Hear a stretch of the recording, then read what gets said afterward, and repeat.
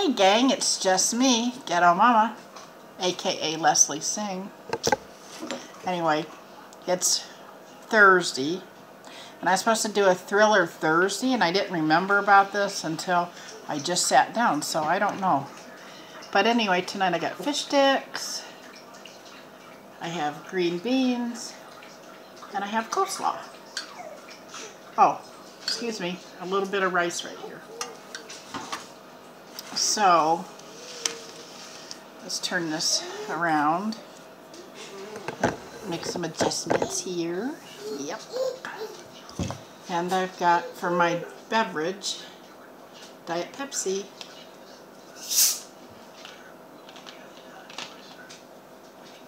Cheers.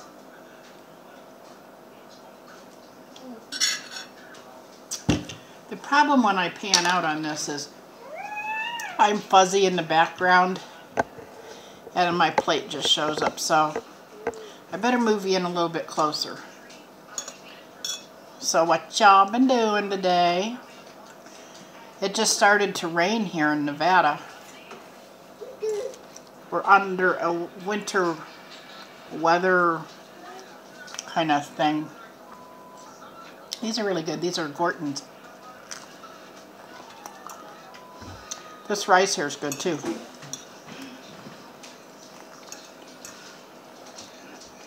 I'm glad I learned how to make rice. One of my Hispanic friends taught me how to make rice because I never knew. My rice would come out really yucky. But this is like nice and flaky and it's not sticky. And this is jasmine rice, by the way. Jasmine rice is supposed to be sticky rice.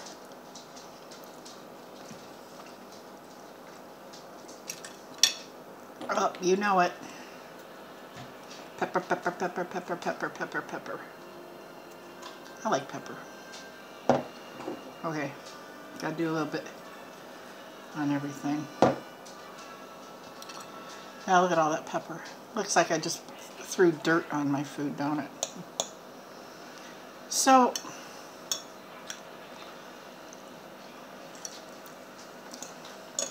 thriller stuff.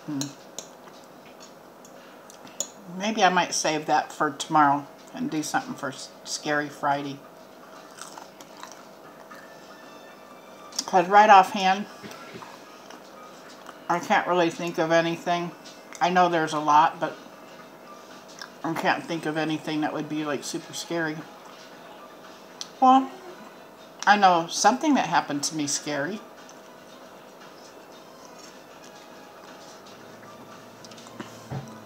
This all reverts back to when I was a kid. Or should I say teenager. I grew up on a cattle ranch. And we had this really long barn. And it was nighttime outside. And it was summertime. And my grandfather always used to close the barn doors at night. In case one of the animals got loose, they couldn't really go anywhere, just, you know, wander around in the barn. Anyway, we were all sitting outside on the porch, and we heard like a growling and a scratching noise. And we really didn't know what it was.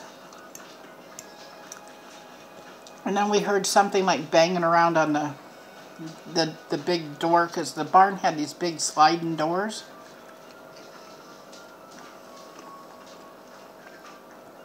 And it sounded big. I mean, like really big. Whatever was in there had big claws, growling. The barn doors going like this. Because obviously it wanted out.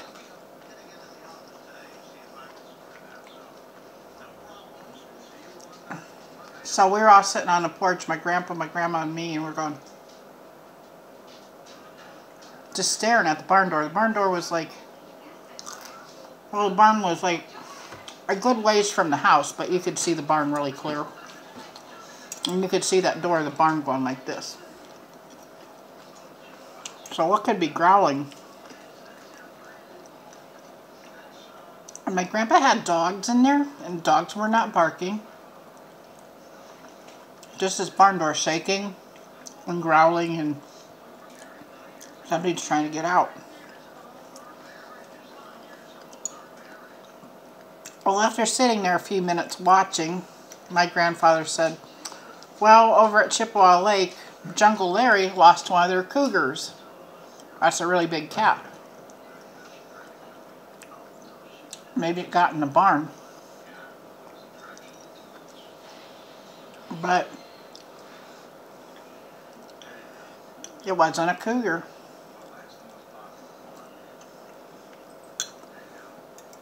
My grandfather, he said, okay, he had enough of this. He don't know what this thing is. So he went inside the house and got his shotgun. And he was walking real slow to the barn. And he got like maybe a semi-truck trailer from the door of the barn. And it just quit. Everything got silent.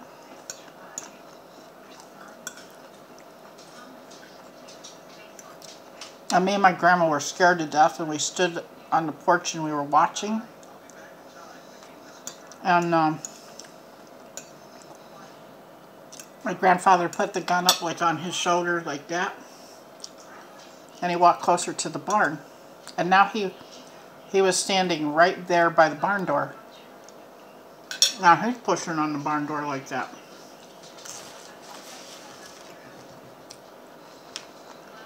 And whatever's inside the barn, the dogs weren't saying nothing.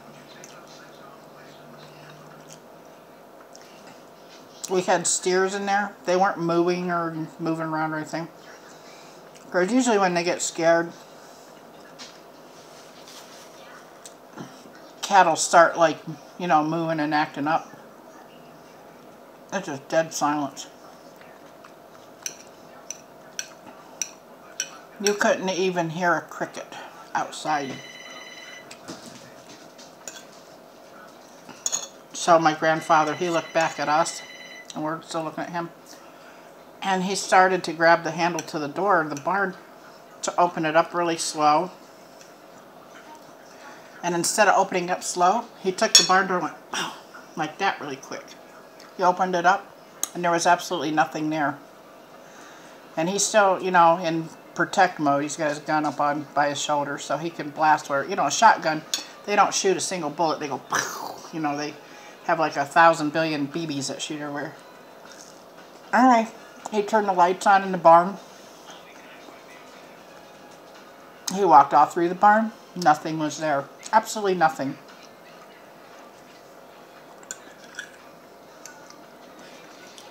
He left the lights on in the barn all night, just in case whatever that was made more noise, but we could never figure it out. So was that a scary demon thing? Or was that an animal that just happened to hide in the barn when my grandpa came over there?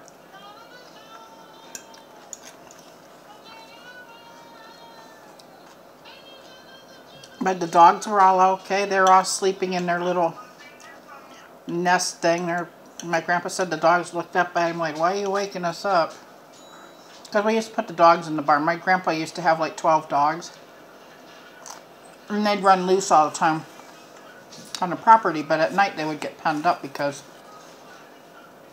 we didn't want them to get hit by a car or wander away or whatever. So for their safety, they stayed in the barn at night too.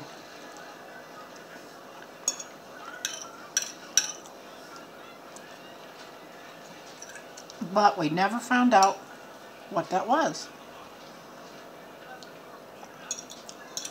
Let me think. There was something else scary that happened.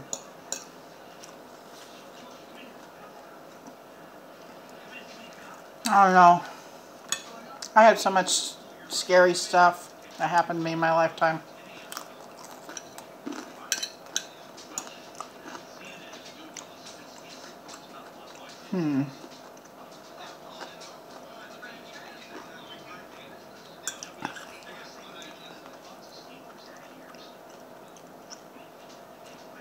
Well, when I was an adult and I lived in Florida, I used to, well, my sink in my kitchen had a big window in front of it. It's like my sink, like this is my sink. There's a window right here. And then over here there was a window by our table. Just something like I got going on here in this house. Well, anyway, every time I'd wash dishes, I would have a lizard come up and look in the window at me. He must have been a male lizard because he would, had a, I don't know, he had, I guess what they call a beard or something. Because this big loose skin on his throat, he would blow it up and he'd make it all kinds of different colors. And he'd watch me wash dishes. So, I don't know what his attraction was to watch me wash dishes unless he just heard the water running.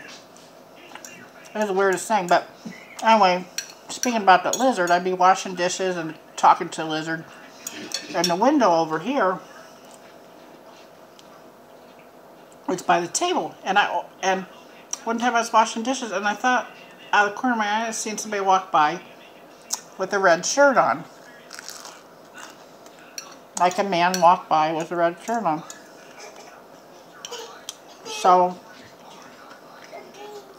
I'm scared of lizards, by the way. So the day that I seen this, I went over to the window and I was looking out for the man with the red shirt. Right to another window, because this is all on the side my driveway was on. Looking for the man with the red shirt. But I didn't want to go out my back door because the lizard was there. And I thought he was staring at me. Maybe he wanted in the house. And I would be scared to death if he would have ran in the house as soon as I opened that door. Because I don't know, those guys are fast, those lizards. Anyway, I went out the front door, and I walked around the side of the house where I thought, by the window where I seen the man, looked up and down the street, right at the end of my driveway, and nobody was there. Nobody was there at all. So then maybe a couple days later,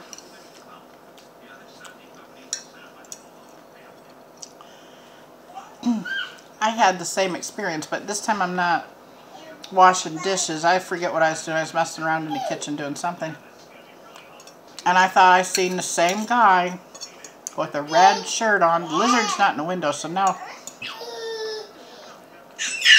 I can open my back door real quick and catch up with this guy walking in my yard.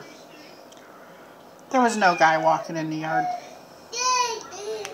Again, nobody.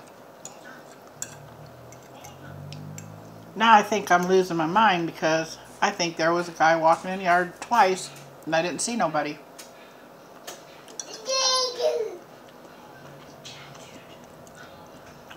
So anyway, this guy, imaginary guy with the red shirt, he kind of like haunted me for a while. And I think it was the old guy that used to own the house. I think I was getting a glimpse of him because it'd be from a peripheral vision I would see this. And then as soon as I look, I'd see a glimpse of it, but I wouldn't see the whole thing, but I'd still see what I seen in the peripheral vision of mine. So,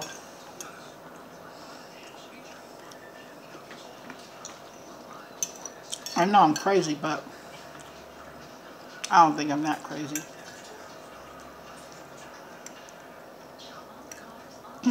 Living in Florida, we also had these things called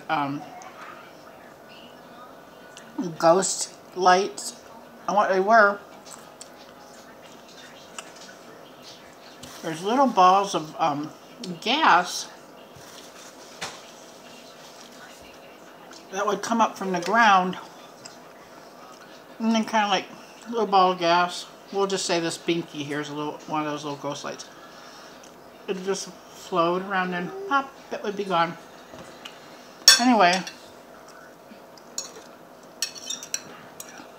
we had one of those in our house one night, and we're sitting there, me and my daughter's dad, that's who I was with at the time, we're sitting there going, oh my God.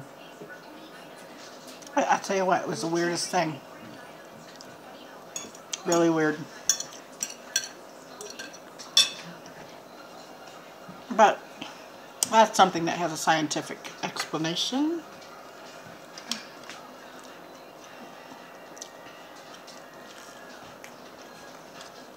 There's a lot of weird stuff that happens in Florida.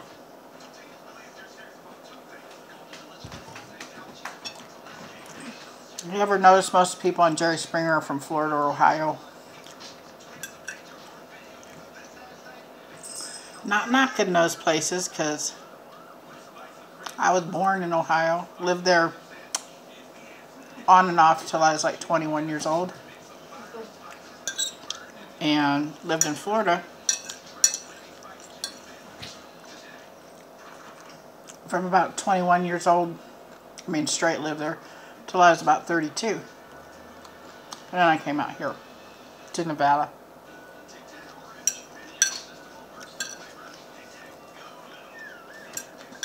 We used to have a place called the Hammock Forest. I'm from Avon Park, Florida.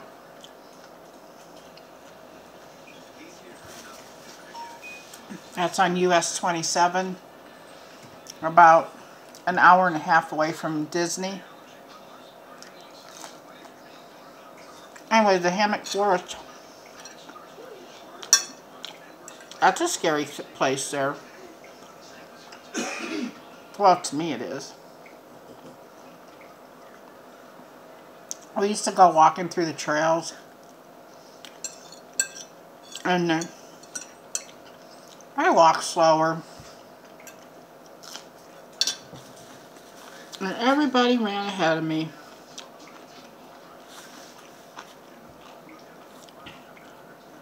And it got really quiet, and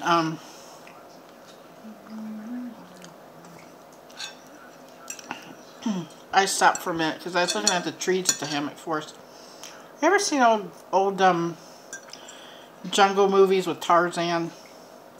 The trees in the Hammock Forest are the exact same type of thing. They're hammock trees. Anyway, long story short, I heard something rustling around in the brush on the trail up ahead a little bit. And I thought it was my family being quiet. They're going to let Mommy come up there and then scare me.